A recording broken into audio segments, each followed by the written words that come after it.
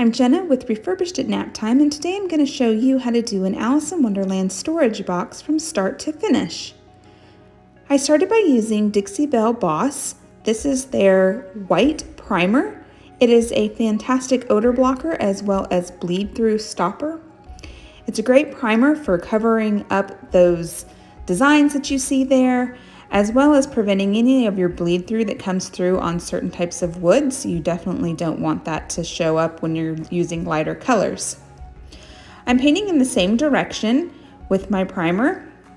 I'm not applying too heavy as I don't want an extremely thick coat. You can see just how a little bit of paint goes a long way, and it's already really covering up that design underneath.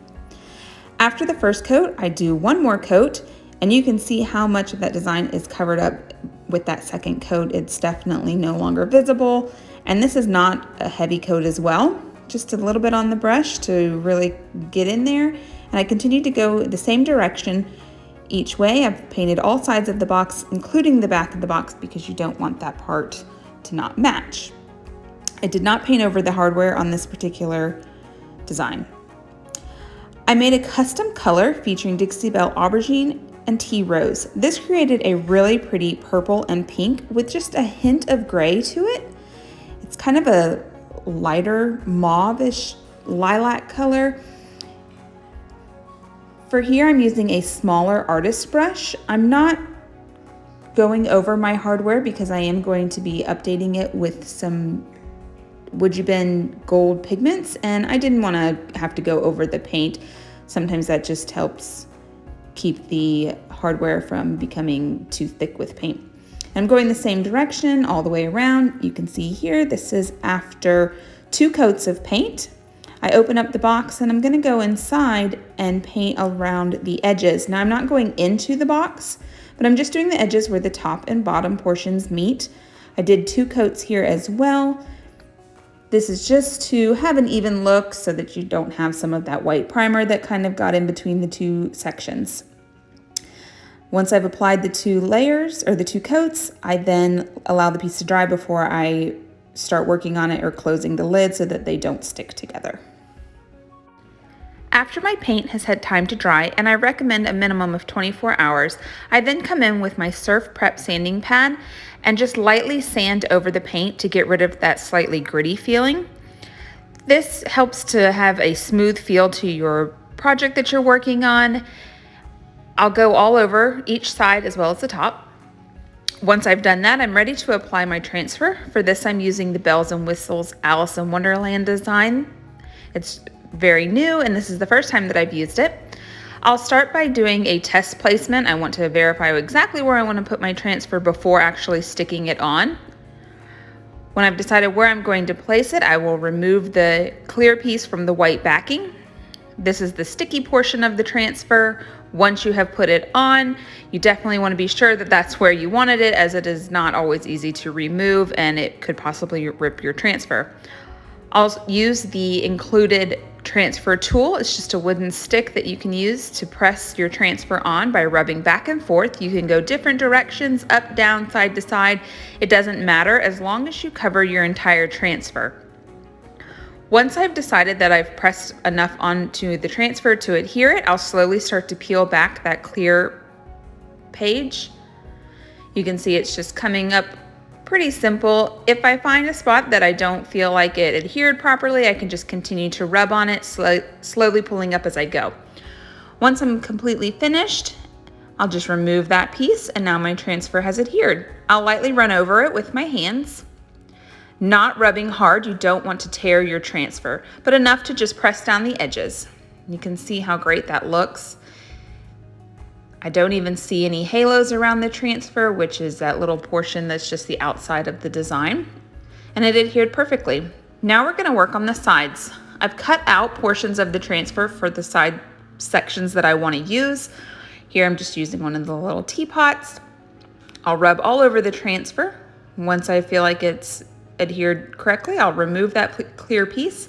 I'm going to use a little crafting knife to go in between the top and bottom section of the box to get an even and precise cut between the transfer. We'll continue on to the front, just adding a couple little flowers. Same thing, once I figured out exactly where I want to place it without physically putting it on the box, then I will push it into the spot that I want it on, continue to pressing with the transfer tool all over, up, down, side to side. No particular order or direction that you need to go. Remove the clear piece once you have adhered the entire transfer to where you want it, taking your crafting knife and just going in between the two sections of the box to get an even and precise cut. I'm going to use the Cheshire Cat now on the other opposite side, and we're just going to do the same thing.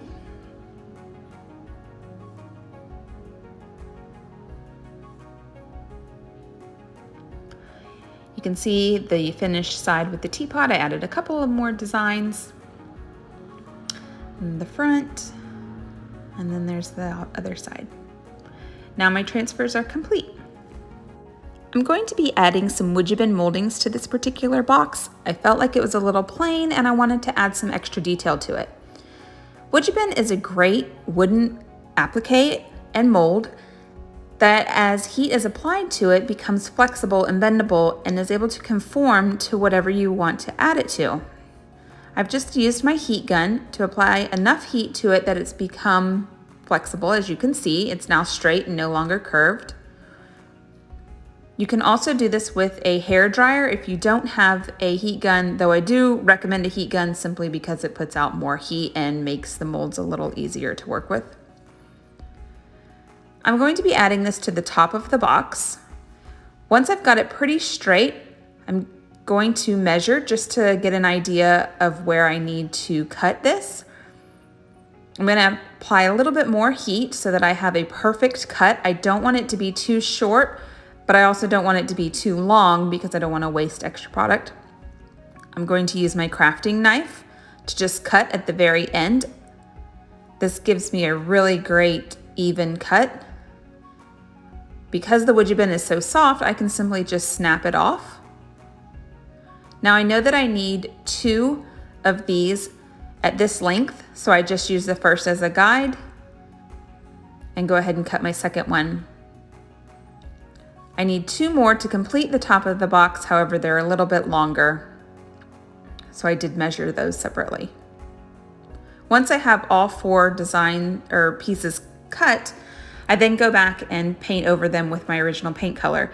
If you know that you're gonna add molds to the top of your box or wherever before you start your project, you can certainly do that and go ahead and glue them on and then paint your entire piece. However, I wasn't sure that I was gonna add these until I had already painted my entire box. I'm also going to add a couple of little designs that go along with the theme of Alice in Wonderland. Now we're ready to apply our WoodUbend. We start by reheating up the mold so that it's good and pliable and it gets a good flat adherence.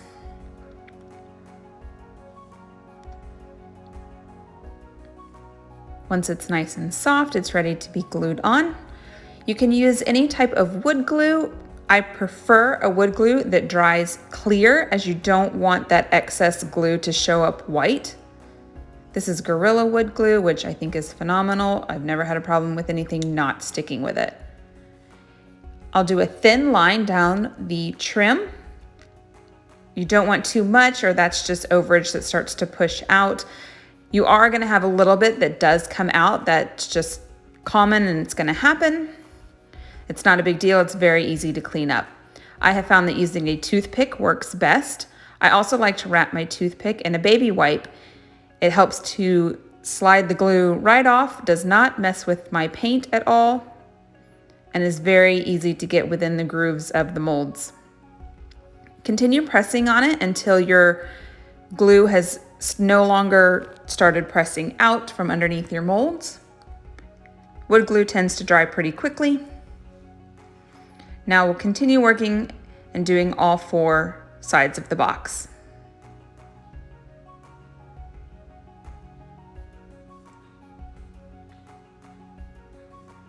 You can see how simple it is to clean up using a wipe and a toothpick. Once all 4 sides are done, I'm ready to add the little individual decorative pieces that I painted. These go on the same way, a little bit of wood glue on the back, press down, and they'll dry. I already preheated these up so that I knew I would have a flat edge along the back. That's very simple. Just heat up your mold, press it down so that you have a good flat backing on it so that the mold adheres well. You definitely don't want your WoodUbends to be curved if you're putting them on something flat.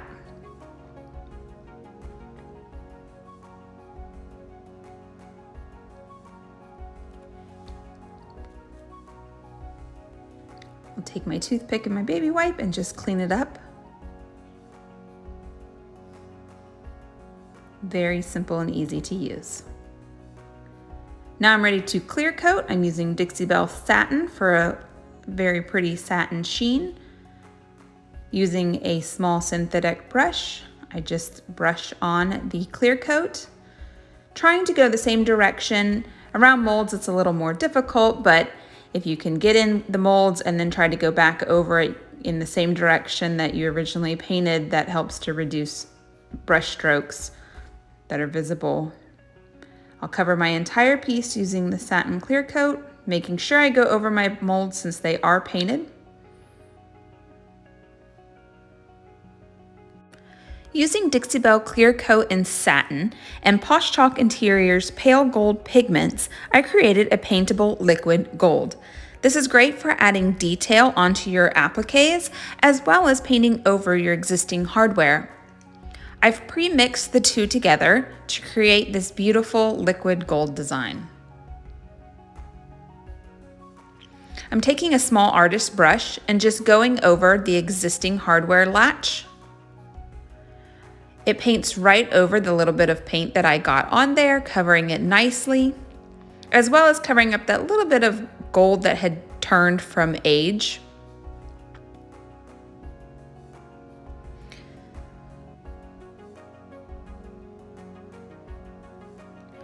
I'm now going to add it on top of my molds. For this, I don't want such a heavy coat like I did on the latch. I'm going to dip my paintbrush into my cup and then lightly dab it on a paper towel. This gets rid of the extra, and I'm just going to lightly run it over my trim. You can see it's adding a little bit of shimmer to the top of my paint.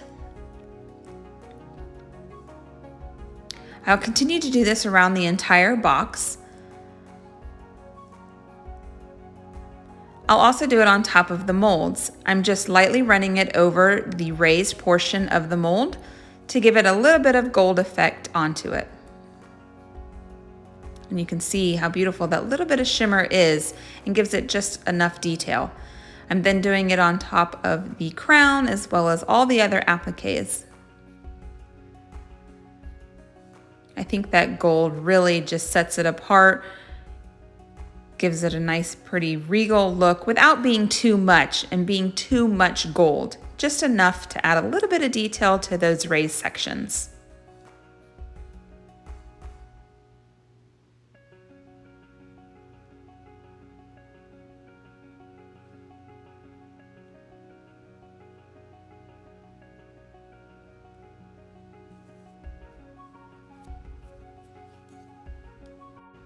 I completed this box by adding little metal claw feet painted in gold.